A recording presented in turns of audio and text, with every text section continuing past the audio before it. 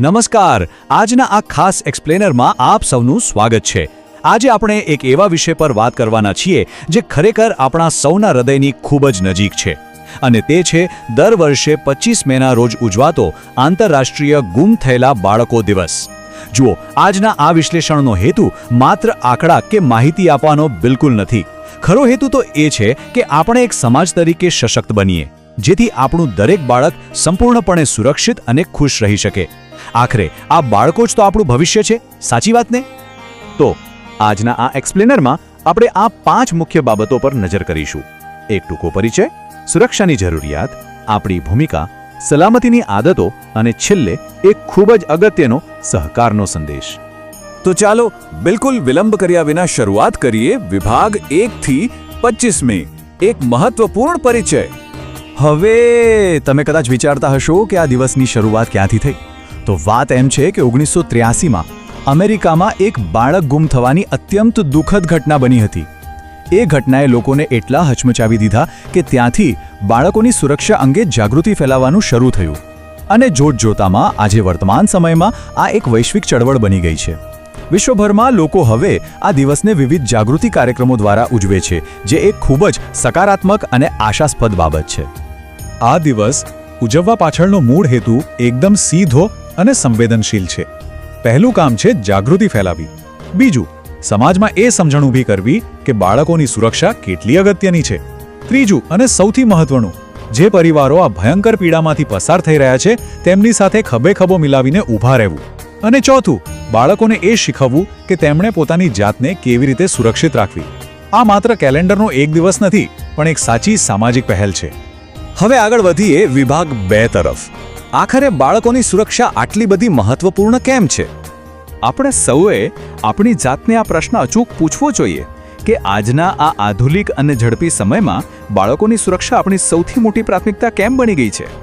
સમય અને સમાજ બંને બદલાયા છે, તો પછી આપણો સુરક્ષા પ્રત્યેનો અભિગમ પણ બદલાવવો જોઈએ ને? વાસ્તવિકતા કંઈક આવી છે. જો અહીં કોઈને ડરાવવાનો આશય બિલકુલ નથી, પણ નવી વાસ્તવિકતાઓને સ્વીકારવી ખૂબ જરૂરી છે. આજે ભીડભાડવાળી જગ્યાઓ કેટલી બધી વધી ગઈ છે. અજાણ્યા લોકો સાથેનો રોજિંદો સંપર્ક સામાન્ય બની ગયો છે. અને હા, એમાં ઉમેરાયું છે એક સાવ નવું અને મોટું પરિમાણ, ઓનલાઈન જોખમો. આજે ડિજિટલ દુનિયા પણ એવી જગ્યા છે જ્યાં બાળકોને સુરક્ષિત રાખવા પડે છે.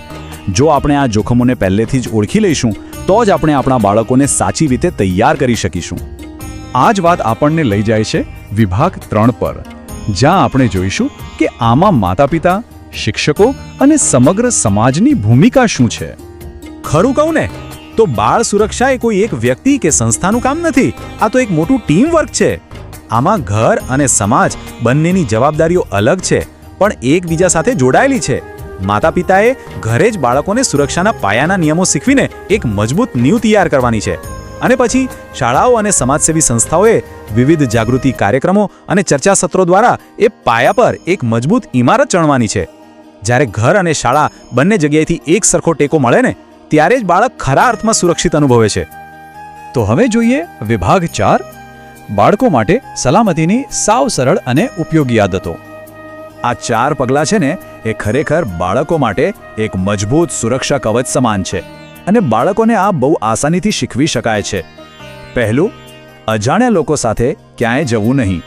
બીજું, જો ભૂલથી ક્યાંય ખોવાઈ જવાય તો ગભરાવા કે રડવાને બદલે સીધી જ કોઈ પોલીસ કે વિશ્વાસપાત્ર વ્યક્તિની મદદ માંગવી.